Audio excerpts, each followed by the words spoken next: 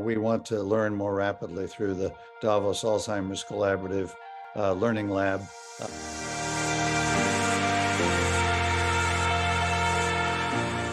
I think the framework in my head is kind of a toolbox of different measures that we hopefully will have available within a few years of the digital cognitive assessments, other digital tools, ocular tests, and blood tests, which kind of together can give you different contexts of use, different applications for these biomarkers, whether it's activating patients to think about their brain health, or early detection, or monitoring, or some sort of stratification.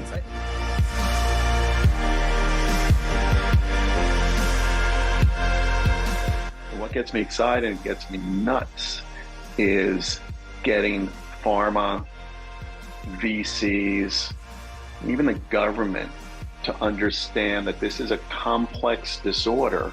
So let's embrace the complexity and bring in this kind of multifactorial approach. The great news is there's this huge developing bench on that side. So it gets me excited because I know, even just from the science perspective, there's so much more to do, but it is literally right out in front of us. It's not like this is 10 years from now. This is in the next 2 to 5 years.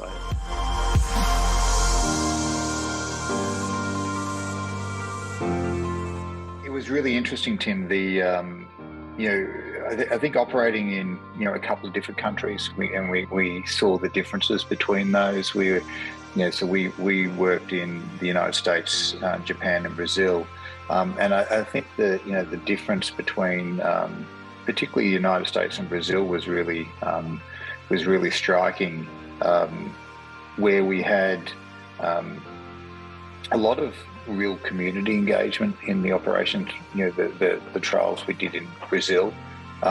And that connection to community was a really important aspect in terms of driving adoption, increasing understanding, increasing awareness, both in the patient population and the physician population. Absolutely. So, we did our program in independent pharmacy. And what people might be surprised to know is, because I think everybody thinks of Walgreens, CVS, Rite Aid, Walmart, Boots, right, if they think of pharmacy. But there are 20,000 independent pharmacies just in the US alone, and many of those are in rural areas. I think as I agree with Brad, David, and Joel, all the challenges that you have within, whether it's doing the blood analysis and work, or working within primary care, but take that a step back into pharmacy. These are not clinicians that normally do cognitive testing. So getting them to understand how to implement a new clinical service within their pharmacy in a way that does not put them in a difficult position where they feel like they have to be a neurologist, I think was one of the aha moments for us, in making sure.